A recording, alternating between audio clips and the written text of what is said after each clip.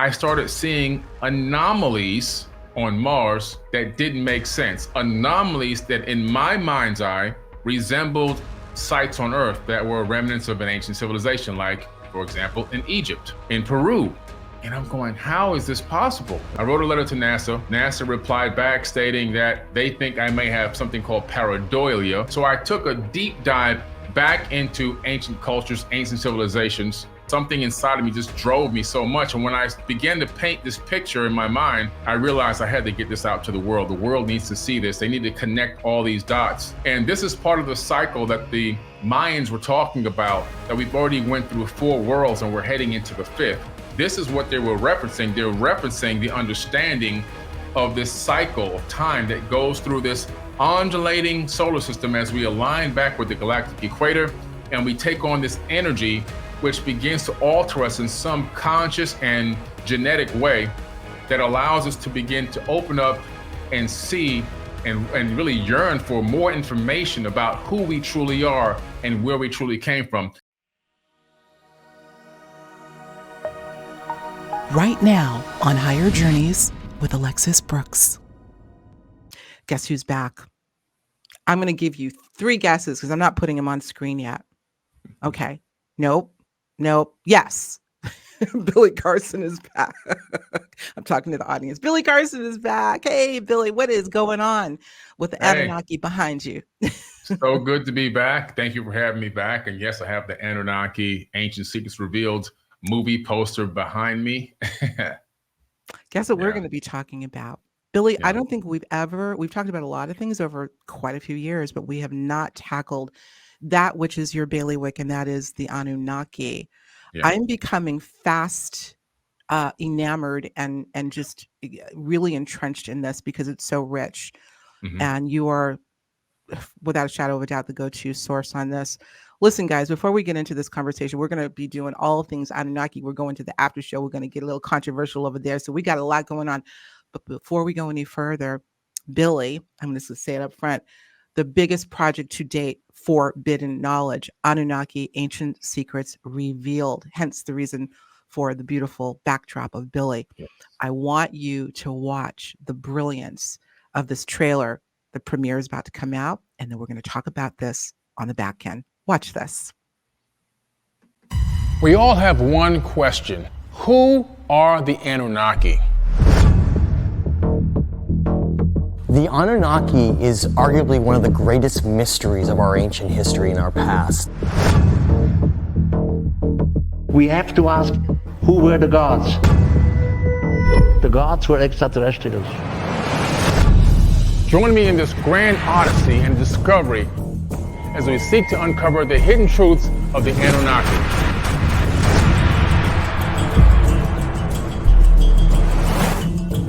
By studying the Anunnaki, we truly unlock the secrets within ourselves at the same time.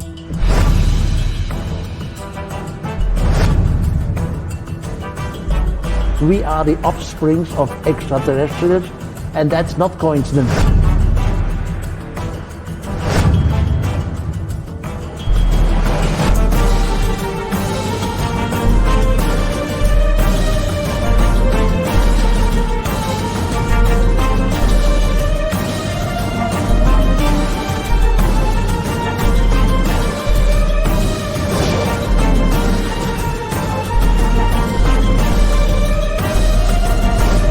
This is the saga of the Anunnaki and their ancient secrets revealed.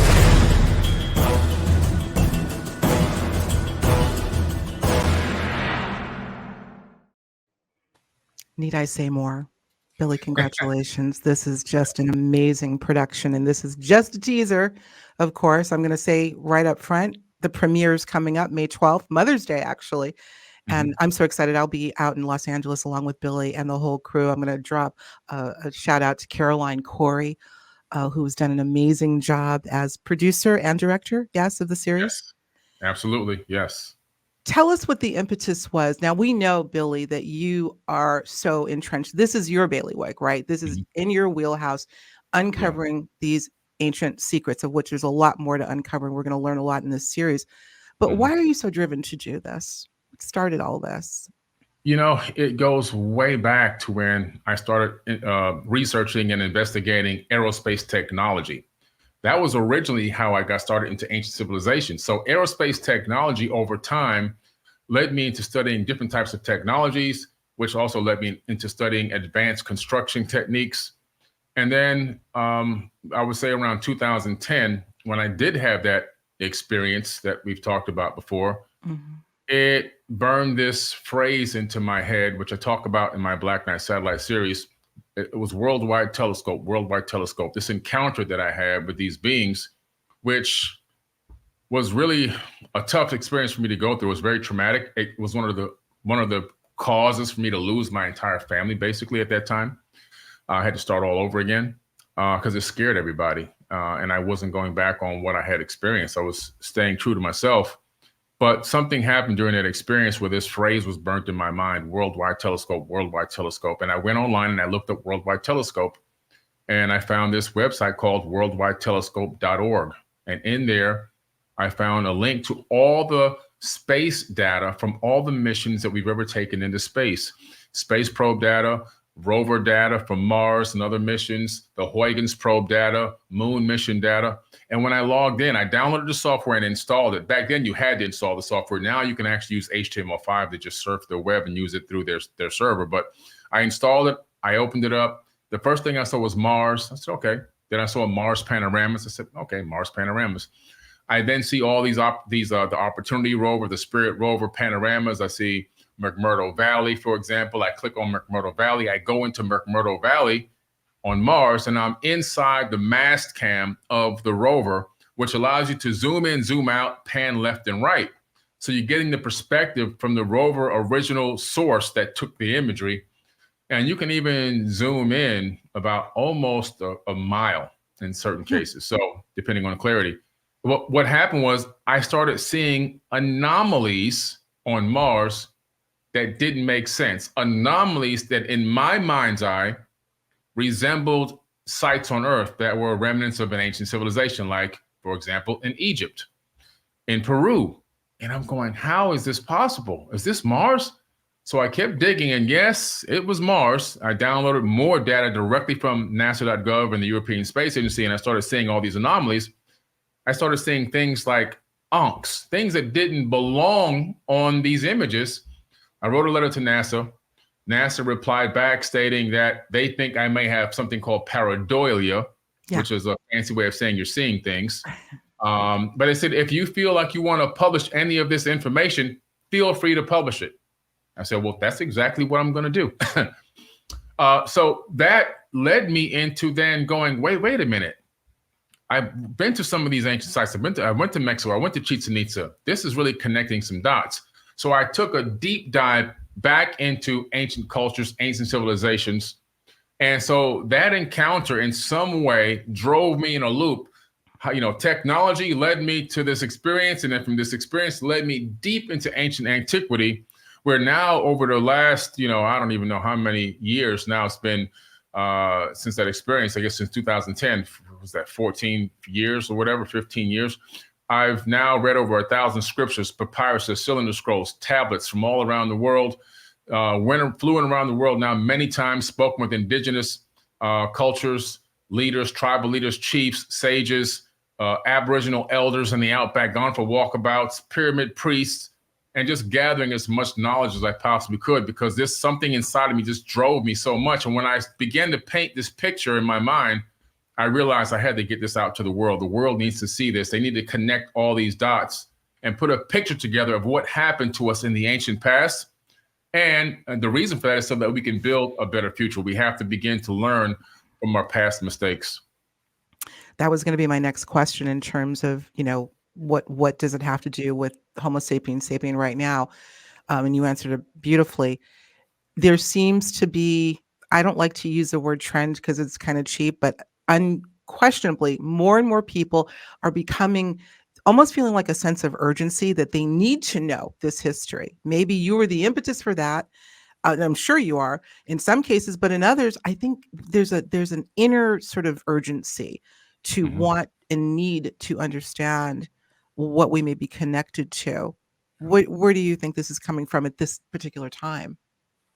I think that you hit it right on the head. We're in a particular place right now, consciously and spiritually, and even physically, and I'll talk about that in a second, where we are open now to receiving more knowledge and information than ever before. We are living in the age of information, and we're connected by the World Wide Web as predicted by the Hopi. And so we have to understand that our solar system is in the in the outer regions of the Milky Way galaxy. It's in the ghetto before. You said right. the ghetto. It's in the ghetto of the suburbs, but it's circling around this supermassive black hole. Now, even though when you look at the Milky Way from a distance, from a computer simulation, it looks like a flat disk. It's really a mega wide disk. I'm talking about millions of light years thick, and then of course hundreds of millions of light years in circumference. But what's interesting is our solar system undulates up and down this galactic equator. And it takes a very, very long time for this to happen. And right now we've undulated right to the actual dead center of the equatorial point of the Milky Way that lines up perfectly with the center of the Milky Way galaxy, the supermassive black hole, which is emitting huge amounts of highly charged particles streaming at us at incredible speeds.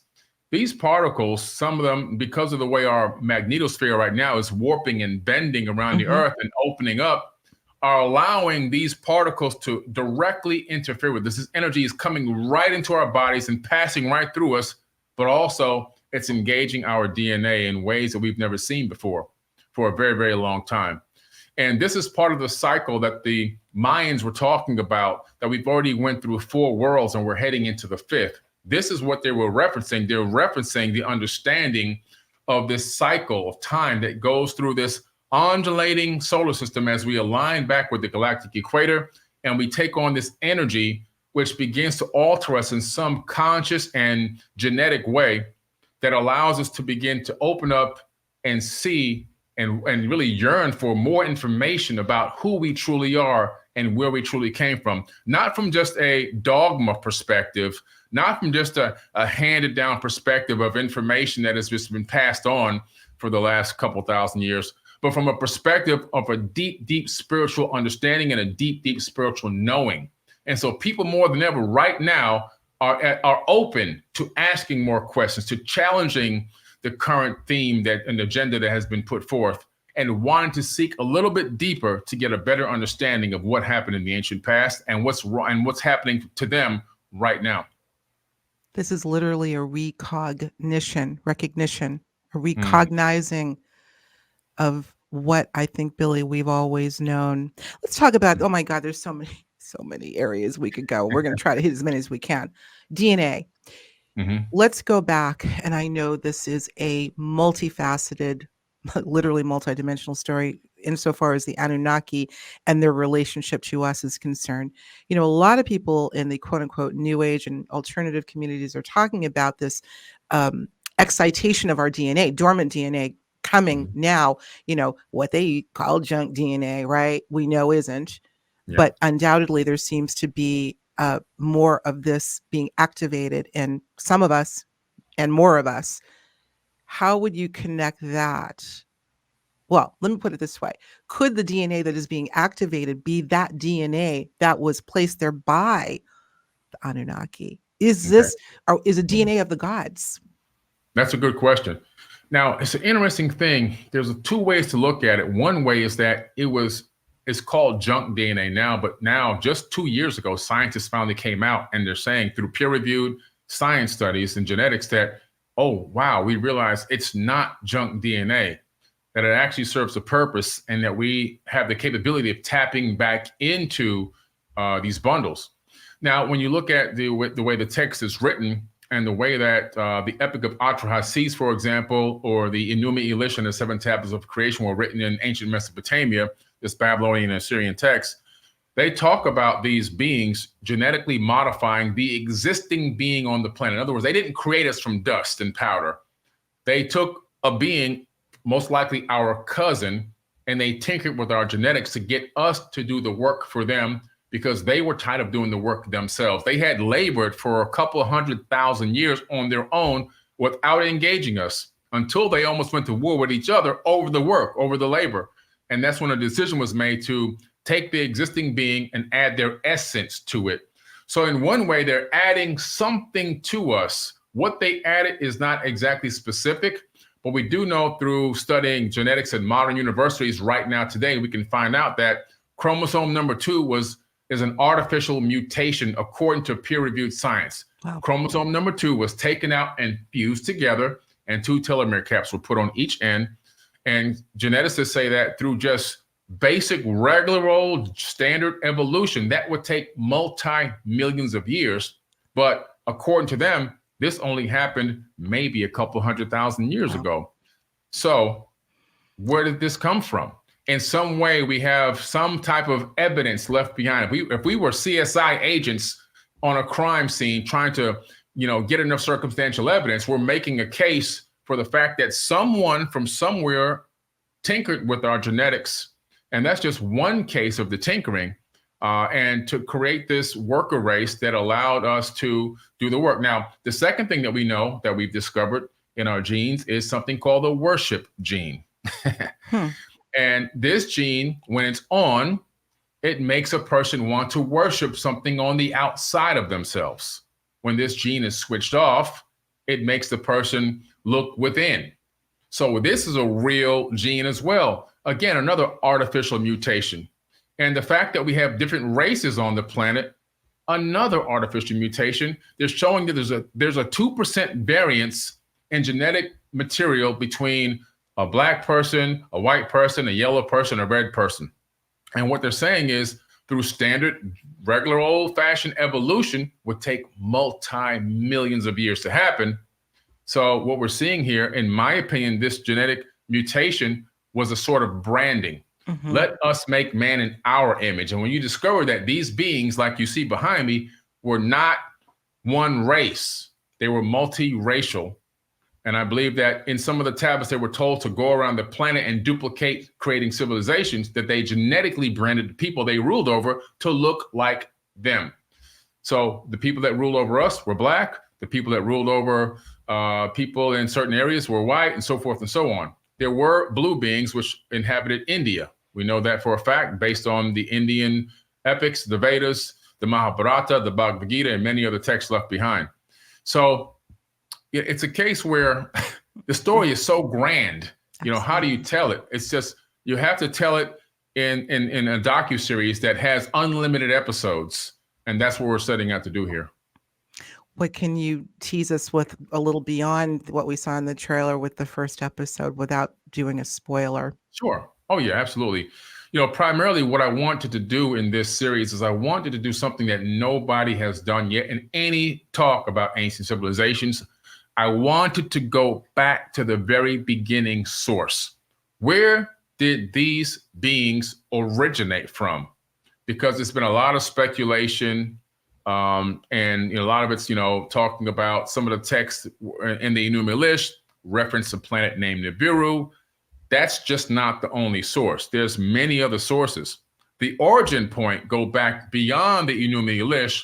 It goes back to the Pleiades, the Pleiadian star cluster that you can see on a good night, clear night. You can see 6 of the bright shining stars with the naked eye. And so that's the origin point. And there's evidence in these ancient texts from different cultures around the world that were not supposed to be connected, talking about this ancient war that happened in that part of the sky, and that people fled from that region of space, and they basically became space refugees.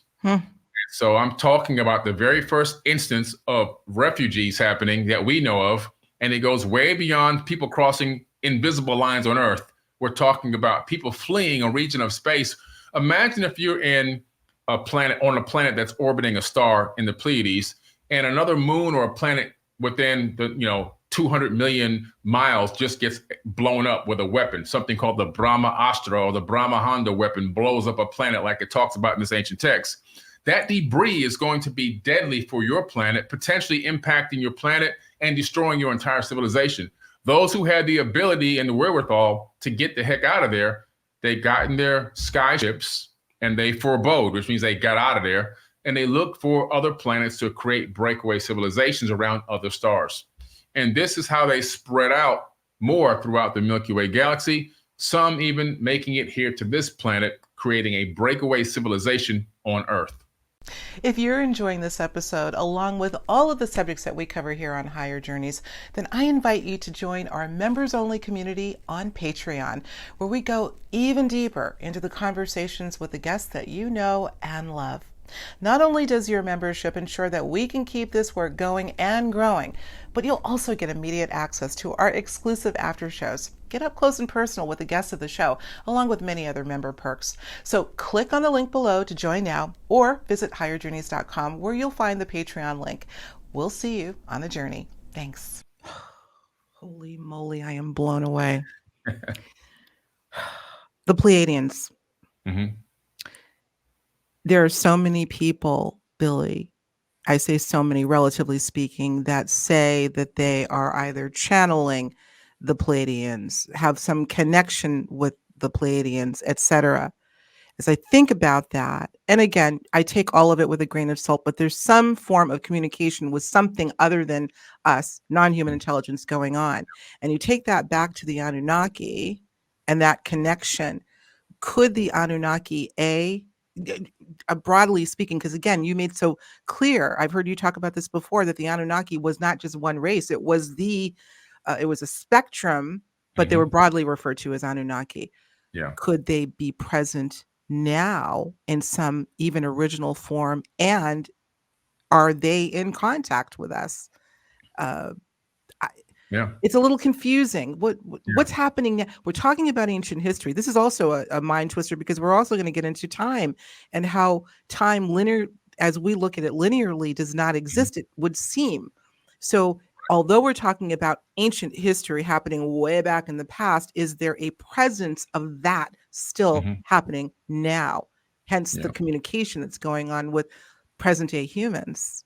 Right. That makes sense. There's definitely something going on, because too many people have similar stories about some level of communication or getting messages from Pleiadians. There's been sightings, going back even to the 1950s, I believe, of people from the Pleiades coming here.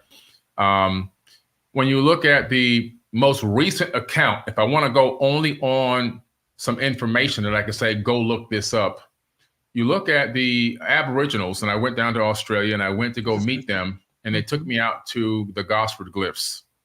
And at the Gosford Glyphs, you have this makeshift temple that dates back thousands of years. On one side, you have proto-Egyptian hieroglyphs, which have now been well verified.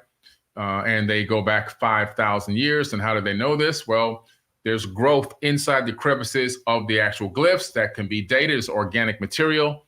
And they've also been authenticated by the Board of Antiquities of Egypt. So we know that, wow, this is real. These are real proto-Egyptian hieroglyphs in Australia.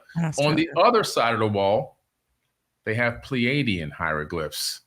And still to this very day, no one can decipher these glyphs, and they have the same age.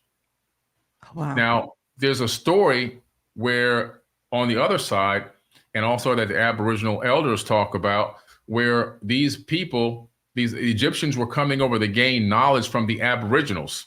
And they had these sacred stones, which Stephen Strong was nice enough to bring some out on this tour that he took us out there to see. Nobody's allowed to touch certain stones. There's sacred stones, and there's stones that you can see, but you can't touch. And they were told not to touch these certain sacred stones. Not only did they touch them, but they actually stole them. And that was 500 years ago. And they were banned from ever coming back 500 years ago. So there could have been some level of active contact, even with these Pleiadians and the Aboriginals and these Egyptians, as little as 500 years ago, which is like a blink of an eye on a geological timescale. Absolutely. You're bringing up some very familiar things. Now, I know that we were both in Australia. I've been a couple times. You've probably been several times or more. And we both spent time in the outback. And I specifically was in Uluru when I spoke there for 2 years in a row, and had the pleasure of spending some time with the Anangu of Uluru and Katajuta, and very much tied in with the system of Pleiades the Pleiadian connection with the indigenous culture there, and the seven sisters that were connected to the Pleiadians. And again, the sacredness of the area of Uluru. Have you been to Uluru? Actually, Uluru? No, I was supposed to go last year, but we ran out of time, so we're going to go in 2025. Absolutely have to go. That's a whole other story for another time, but I will tell you this insofar as the sacredness of the area. And when we're talking about this being a rock, we're talking about it and in terms of the majesty and the magic and the power inherent of that rock that is so huge.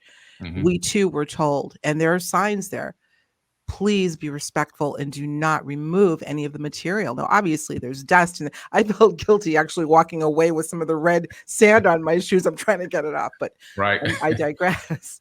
But you have that respect. Not all people do, and I'm going to tell a quick story. Won't name any names, but so we were told, please don't remove any of the material, any of the rocks, and there are small rocks, but there's this massive thing. And I remember there were groups of people that had come in, and they were told not to take pictures. They took pictures. They were told not to pick up any of the material. I know one person who was dating someone that gifted her with a rock. When she went back home, she ended up in an institution. Oh, man. About a week later. Coincidence? I don't know. But they told us that would happen. They said exactly what you said happened to her. They told us that's exactly what would happen. It'll drive you crazy. It'll give you all kind of problems. Yeah. So we may have to have a conversation about that. So clearly we've kind of digressed a little bit, but again, all connected, because look, guys, and a lot of you that watch and listen to this show are those who are having these experiences that are really trying to get to the heart of where they are coming from and what are they to do with it. So it seems like the ancient history has been fused with our present somehow, and that there's and because of this undulation, this undulation of the sun. Did you say it was the sun? Well, it's the galactic equator. We're aligned perfectly with the galactic equator, right? Okay. So, all right. That is fascinating. We're getting these highly streamed particles, and Earth's magnetic field right now is warping and bending. We're about to have a magnetic flip. Yeah, so we know that the Earth's magnetic field is not facing true north anymore. Right now, it's moved a little bit past Russia. As a matter of fact, airlines, airports around the world have had to realign certain runway coordinates because the planes are flying based on magnetic north, so they can land properly. So this is a big thing. So we're about to have a magnetic flip, which we know based on volcanic rocks, which store the orientation of Earth's magnetic field. We know that every 27,000 years or so, there is a magnetic flip, and we're actually overdue for the next magnetic flip. That's right. That's right. Yeah. And this could this explain, Billy, why the Schumann resonance has been so erratic, even though it's controversial? It's clear from the readings that the numbers are off the charts, literally. It's all connected. Absolutely. I want to take this in an area that may not seem connected, but I bet it is. I want to talk about language, light language. Again, something that a lot of people are saying, unbeknownst to them, all of a sudden they're finding themselves speaking this very foreign tongue. Could this be, that seems ancient, that can't be deciphered, and yet some people understand it from a frequency perspective? I know this is going out in a limb, but could this possibly be connected to our ancient past? What are these people speaking? How is this connected? It could be. You see, there's something interesting going on with the way that we're sending and receiving information wirelessly. Scientists discovered that consciousness is not created in the brain, right? It's streamed into the brain and downloaded to the brain. The brain processes it. So we're receiving a constant stream of our higher self into this avatar body. Along with that also is information that exists on this energetic grid that we're all plugged into. It may seem as if my hands are just kind of moving through the air, but my hands are actually moving through an energetic grid. And in that grid is connected to every single thing that exists in the entire universe. And with that, every single thought that we think. So somebody thinking thoughts 10,000, 100,000, 1 million years ago, anywhere in the universe, those thoughts create light waves that we can't see with the naked eye that leave the skull. That's why we can read those waves on an EEG and read the brain waves. It's light waves that are leaving the brain with data on them they go into this energetic grid. That's the soup. It's the Akashic records where all the information is stored. Now, all of a sudden, you have a person that's just on the right frequency to be able to not only take that information in, but to even then be able to discern it or regurgitate it in some way, shape, or form. At this particular location that we are right now in the universe, it's the perfect time to see all these interesting things like special gifts begin to resurface. Things that we probably are normally akin to. Now it almost seems like these people are special, but it really was our normal state prior to our genetic modification, I believe. And so that's what we're beginning to see. We're beginning to see people tapping back into ancient wisdom, ancient knowledge, and maybe even downloading information from the grid and discerning it, trying to repeat it, or just having a certain type of a knowing. Absolutely. That with the ear buzzing I've been doing, if you've been watching the show, I've been doing we've done a couple of episodes really honing in on what that anomaly may be, the ear buzzing. I'm not talking about tinnitus. I know someone had just left a comment. No, I beg to differ. This is not, I know what tinnitus is. A lot of people are talking about, Billy, this sort of, it's a frequency, excuse me, that's more of almost, I call it a white noise. Now, we don't know, I'm very pragmatic about what I attach to what phenomenon. But again, all of these things that you're talking about, based on where we are in our galactic history and what's going on from a cosmological perspective, tells me that all of these anomalies are connected, including the ear buzzing, and a lot of people that are doing this sort of, I'm going to call it speaking in tongues, which my grandmother did, by the way. I think this is something that's been around for a long, long time. Are talking about the anomaly with the ear buzzing, all of this stuff. Yeah. So it's all connected. I mean, it's all connected, all of it's connected. And it's the time that we're in right now is literally the best time to be alive. And because we're in a time where we can get access to information through research, through investigation, through spiritual connection, just by being open to receive information. There's so many ways to gain knowledge. We are literally in the age of information in every way, shape, or form that's allowed to us. It's not just screens, it's everything. And for those who are open to receiving, you can receive a wealth of knowledge and information almost on a daily basis. I would dare say incidents of synchronicity are happening more and more, right, Billy? Didn't we just have one the other day? You want to tell the audience what happened?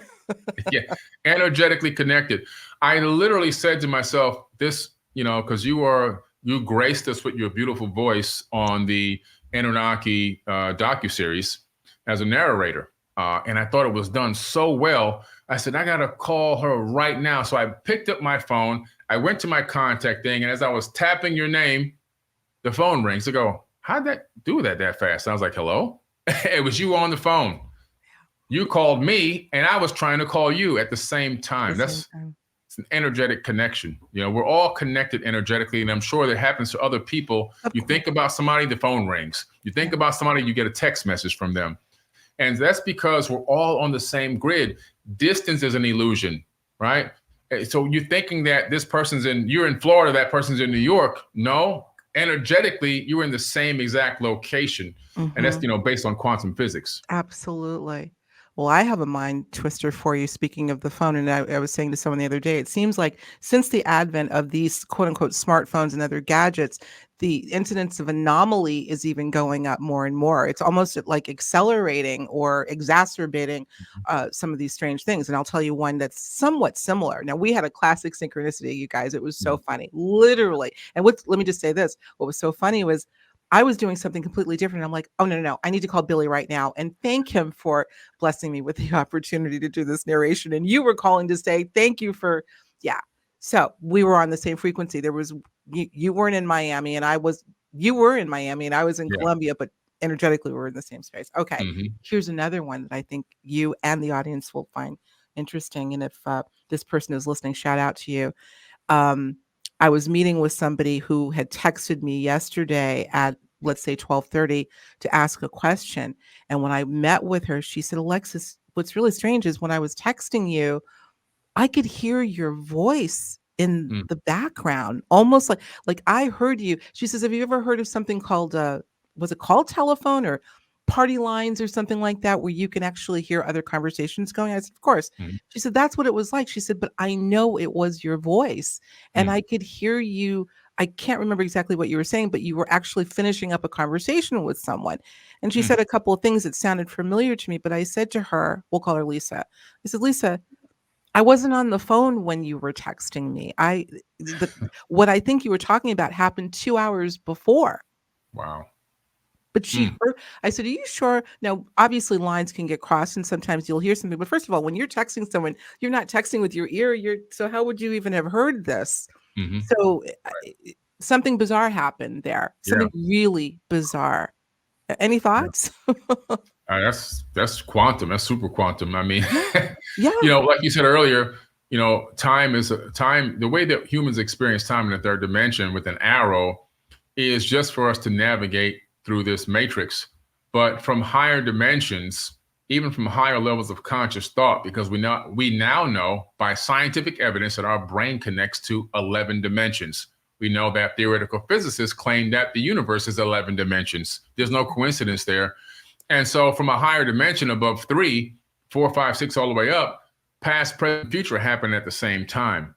And we know that from projects like Project Stargate, which is a remote viewing project that was run by the CIA of the United States, and Russia had also had a remote viewing project where they had agents that would gather intel by sending their mind outside of space and time to gather intel on enemy targets and so forth. So this is a real thing that happens and that human beings are more than capable of doing. Sometimes we stagger into these situations accidentally or without truly understanding or knowing exactly what's going on, just because we get into a specific frequency that we can discern.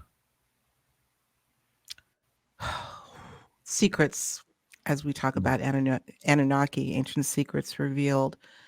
Billy, you've dug deeper than anyone I know, but you have to ask on the secret levels of government, how much do you think they know, not only about what you're talking about, obviously they're vested in these sorts of projects and have been for many years, but based on the secrets that you were able to uncover about our ancient quote unquote past, how much do you think those factions know about that and connecting the dots? They know a massive amount. And I mean a massive amount. And so people like maybe the president of the United States, they know nothing. They have plausible deniability. Presidents aren't given any real knowledge, any real information. They're allowed to enrich themselves and pretty much nothing much more than that. They make a couple of things or sign a couple of bills here and there, but they really don't have an impact as a whole on society. Proof of that is the governor of Florida, DeSantis, makes up any rule he wants. He signs any law he wants, and the president can't stop him. And that goes for every state. So there you go. That's the proof in the pudding in case somebody's doubting what I'm saying. Outside of the president, though, these 3-letter agencies and the Pentagon, they have an enormous amount of power that goes with no congressional oversight. And they have the capability of looking into things in a way that allow them to try to weaponize whatever they can get their hands on. And so they take the sweat of our backs and they turn that money into weapons. And how do they do this? They research ancient texts. They research ancient texts, tablets, scriptures, papyruses. Evidence of this, for example, did you see Oppenheimer? I haven't seen that yet. Okay. But I will. The movie Oppenheimer. So people think that, sometimes I make posts about Albert Einstein and people go, why do you talk about him? He made the bomb, the nuclear bomb. It's like, he didn't make the nuclear bomb. Oppenheimer is the one who actually architected the nuclear bomb. Einstein was against it, but Oppenheimer, when they made the first test and they had the first mushroom cloud, he made a quote from the Mahabharata. Now my hands have created it. I'm destroyer of worlds, he says, right? So he's saying that he has now made a weapon that can destroy planets. And so that quote is kind of a reference from the Mahabharata, where he's talking about in the Mahabharata, they were talking about these weapons that they have that can destroy entire planets. They had one weapon that once it was released, it couldn't even be returned. It couldn't be stopped. They had planets, they had bombs or weapons that sounded like bombs that we have that would create something called nuclear fallout, where you can see the description of what happens to the people when they encounter the fallout wind. the evil wind, they call it in ancient tablets, where their hair would fall out and their eyes would bleed and their fingernails would fall off and everything else. Their noses would bleed. Sounds like, sickness from nuclear fallout. And then we can see the bodies laying in the street, like in Mohenjo-daro in the Indus Valley, still today from thousands of years ago, where there was some level of a weapon released on those people that had to exceed 3,000 degrees Fahrenheit. But go back to Hitler. He went all around the world looking for these ancient records of weapons and technology, because he wanted to create something in his arsenal utilizing that ancient technology. He sent people even to Tibet. He sent Nazis all around the world trying to gather this ancient wisdom and knowledge for the purpose of creating war or creating weapons of war. And so the people in these high levels of these organizations, they study these texts extensively. And this is one of the reasons why the majority of the missions have gone to the moon and even to Mars. Did we go to the moon? Yes. Did we lie about going to the moon? Yes. Why did they show you some scenes of the real moon and some scenes mixed with Hollywood flair? Because the moon mission was a reconnaissance mission.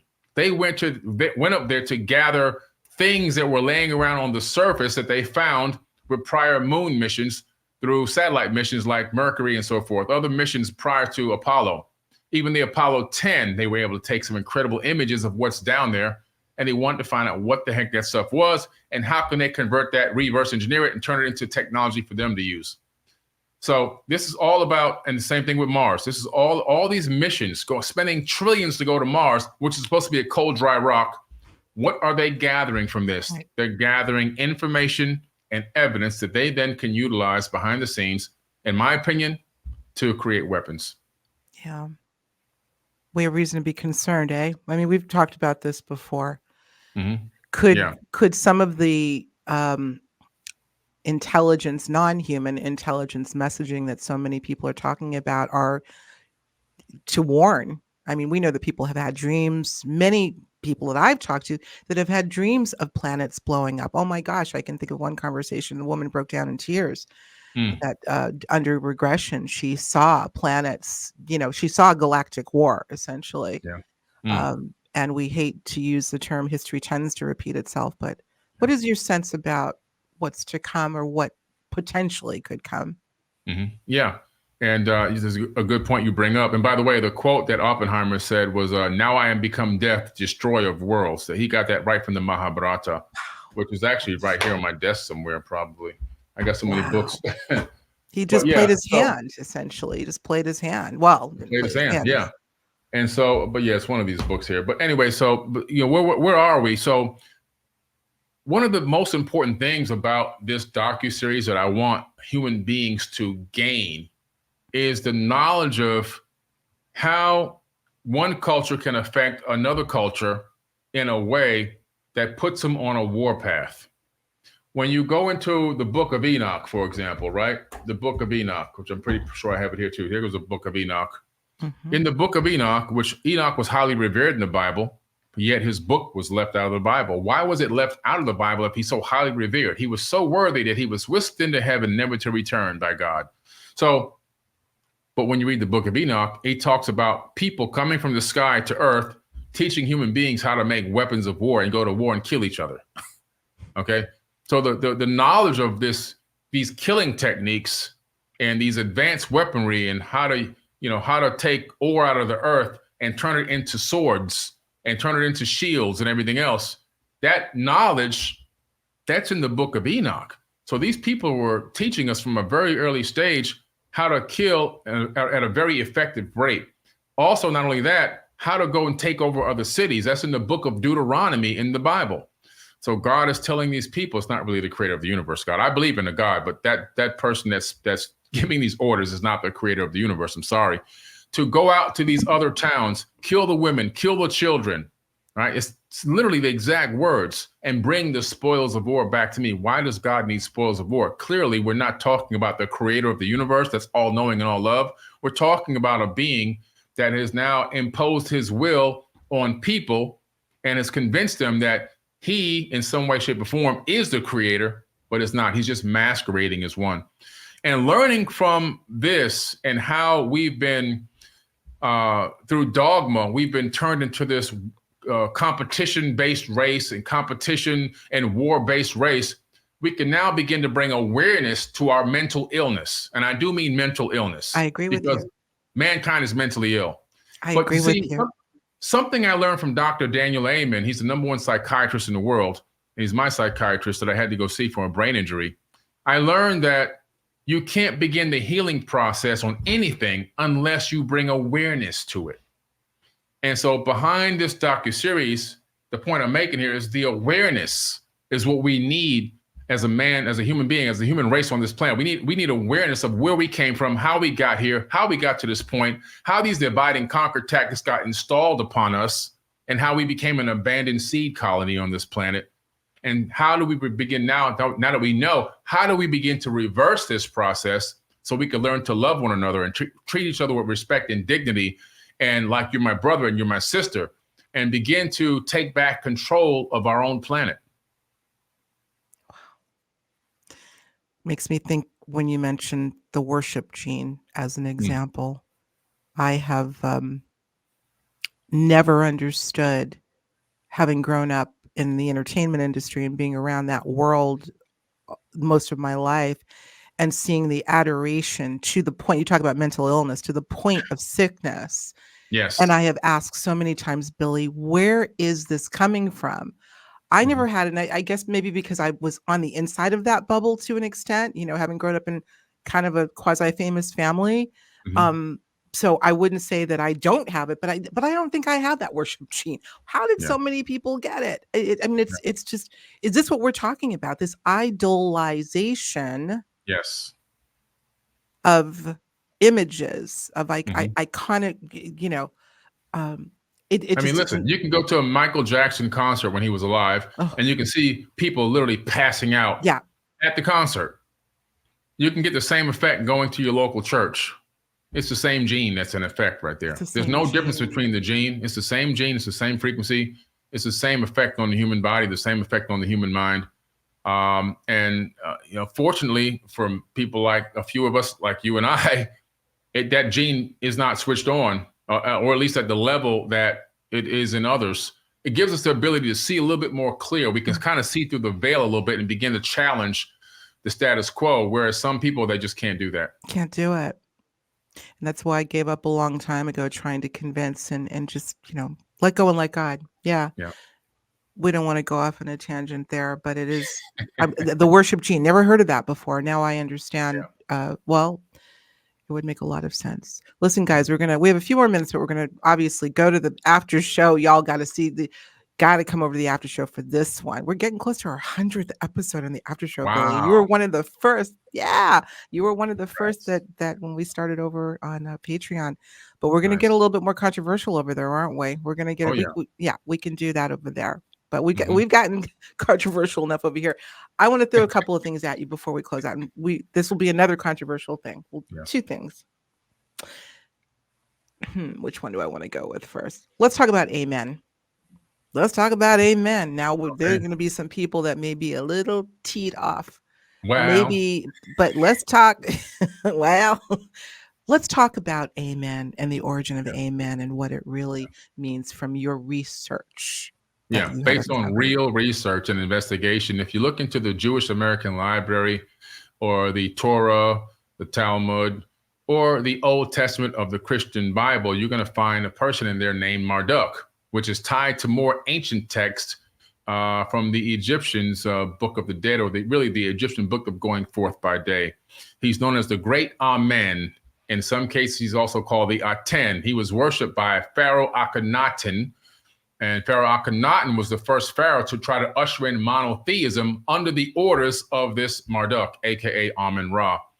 And Amun-Ra has a couple of very interesting quotes that he makes in these texts, where he's talking about there'll be no other gods but me. That made it into the Bible. I am a jealous God. That made it into the Bible. Why would the creator, the real creator of the universe, actually have such a meaningful, small, low-level frequency as jealousy?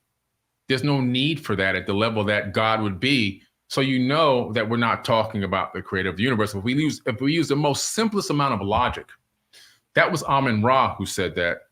Amun-Ra ordered everyone in the kingdom to give praises to him and thanks to him for everything at the end of every prayer. So at the end of every prayer, you say, Amen. It used to be Amun-Ra, but the Ra fell off much later. Now it's Amen. But what's happening is you're not saying so be it, or you're saying thank you to one of the most brutal, killing rulers of all time. This Amun-Ra was so dirty, he started a war to take over his kingship early and started a second war so he wouldn't relinquish his kingship. He killed a lot of people. He had no respect for human beings. He treated us like we were animals, he learned that technique from his uncle Enlil, also known as Yahweh in the Bible. See, the Bible has multiple gods. So it's just interesting. It's just crazy. But that's what you're saying. When you're saying Amen, you're giving thanks to one of the most brutal killing rulers of all time. Better to say Asay, but not. What is not that? Amen. What is Asay? Asay is like, just giving gratefulness and thanks and praises. It's showing a high level of gratefulness. It's a high energy, high frequency statement. But Amen is, you're not thanking the creator of the universe like you think. You're actually giving thanks to a dark entity. I know that'll offend a lot of people, but and there are a lot of folks that watch the show that are totally tuned into it's history. It's not necessarily, it's not an opinion at all. It's history. This ain't my opinion. This is not an opinion. This is history. This is history. Absolutely. Yeah. Well, let's touch on Enlil for a minute, who was known as Yahweh in the Bible, and looking up I love what is it, epistemology or epistemology? Is it epistemology? Yeah, understanding language, where the origin of language, and looking up etymology. Enlil. Say again. Talking about etymology? Etymology, I believe. Yeah. You know what I'm talking about. The history of words, the origin of words, and it's a very tangled web. But looking up Enlil, who was called by several names, he was known, among other things, as the god of the air, among other things, right? But his name, En, translates loosely to Lord. And Lord has been translated, among other things, into law. So he had legal or a lawfulness over an authority over others. Just comment on that. I mean, you've talked so much about that. You've touched on this before, more than touched on it, but was he bad guy, good guy? He's a bad guy, unfortunately. His brother was actually decent. His brother was Enki, and Earth is actually named after Enki. Ea for the Earth, Ea, and then Ki is the planet Earth. So that's how we got the name Earth, which is actually named after this ancient Sumerian god who's the brother of Enlil. And Enki is the snake that showed up in the Garden of Eden. It's actually known in ancient texts. Enlil is known as Satan, the Lord of Eden, Edin, in between the Euphrates and the Tigris River, located in ancient Mesopotamia, now modern day Iraq. That's where it was located. And Enki shows up in the garden to talk to Adam and Eve and to give them enlightenment. The apple was knowledge, to give them enlightenment as to who they are, how powerful they were. There's a book that's called The Myth of Adapa, which I've talked about many times, The Myth of Adapa, which is based on these ancient texts and tablets. And in The Myth of Adapa, it talks about the highest state that Enki had programmed into the human avatar, that we would one day tap into the true level and the true being that we are, that all the knowledge and wisdom of the universe was inside of our body. And that we had the ability to ascend even higher consciously than they were. And so his brother Enlil found out about this and got extremely mad, started calling him the snake in the garden or the devil. Don't listen to him because he's evil. But in true reality, it was the opposite. Enlil was the evil one. He was the one that was trying to put his boot on the neck of mankind. Matter of fact, in the Epic of Gilgamesh, which is a incredible tablet, set of tablets actually, where the story of Noah comes out of that, makes it into the Bible, but the true full story is inside of the Epic of Gilgamesh. Enlil, when he gets tired of hearing the clamoring of human noise, he tells his soldiers to go kill a few thousand of them, very casually. When he says the people over there are getting too unruly, he tells his people to go out there and spray something on their fields. their crops so they would dry out and they would starve to death. This is the kind of guy he was. The humans were getting too smelly, just kill some of them. And so this was the kind of man he was. And I do mean man, he wasn't God at all. And with the Tower of Babel incident, he shows up and he destroys the Tower of Babel. And that made it into the biblical text. And he then at that point says, my seed shall not abide in man forever. His years shall be 120. That's when the genetic modification happened and our telomeres were put on and our chromosome number 2 was fused together, giving us a maximum lifespan of 120 years, which is accurate according to Harvard University geneticist. So this modern science ties in with the modern, with the ancient text. Absolutely. Look what's happening now with genetic modification in a number of ways. I'm thinking both human tinkering as well as non-human with these so-called abductions that have been happening for years. Are we talking about a modification of our species to save another? Would you come back for a part 2 to have a conversation about that part 2, part 50? That would be great. That would be great. Oh my goodness. We'll Billy, listen, to say you're a walking repository would be an understatement, right, guys? But the story never ends. I'm going to give this another plug and another Anunnaki ancient secrets revealed. Yes. Forbidden knowledge. Did I do it right? Did I do it right? Yeah. That's it. It's Forbidden Knowledge TV.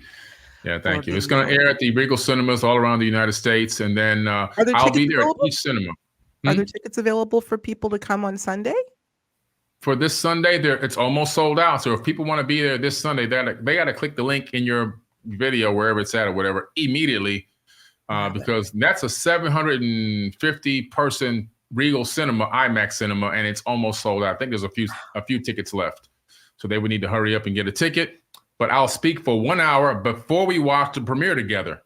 So that's going to be amazing. I will have the link at the top of the page to make sure. And I'm just so delighted. I'm going to be doing a quick fly out on Saturday to be there with Billy and Elizabeth and everybody. Can you hint who else is going to be there? Because I know this is going to be kind of a celebrity event. Yeah. Well, we'll have Caroline Corey there. Of course. Directed and produced. I'm trying to get my good friend Giorgio Tsoukalos. He's hosting our Forbidden Conscious Awards this year down in Miami. He's our official host. We just signed him onto a contract. And he lives out there, so I'll see if I can get him to show up. I think he may be able to make it. His wife just had a beautiful baby. It may depend on the baby situation, but hopefully we can get Giorgio out there. And Robert Grant should be stopping by. Robert Edward Grant, who's writing the foreword to my new book about the fractal holographic universe, and a few others. So he's also on our board of directors as well. So it's going to be pretty nice. A star-studded evening. We'll have some really incredible people there that are helping humanity, and we're going to get to watch an incredible series launch on the big screen. I love it. So excited. I'm so honored. Oh my God. I'm so honored just to be a part of all of this and just so proud of you, sir. Thank you. So proud of you. Carry on. Onward we go as humanity. And Billy is an integral part of helping us on that journey. We're ever grateful. Okay, we're going to go to the after show. Billy, don't hang up. We're going to go right next door. You know the drill by now. We've been doing it so many times. So let's go a little deeper. No, we're going to go a lot deeper. We're going to get, the C word, right? Got to do it over there because it's the truth. Not even a funny thing, really. It's stuff that we need to know. So let's go over and let's download a little bit, okay? But in the meantime, Billy, thank you as always. I'm going to say it on the air. I just love you. Love you too. Thank you. All right, guys. Thanks as always for tuning in to Higher Journeys with Alexis Brooks. We'll see you soon. Bye.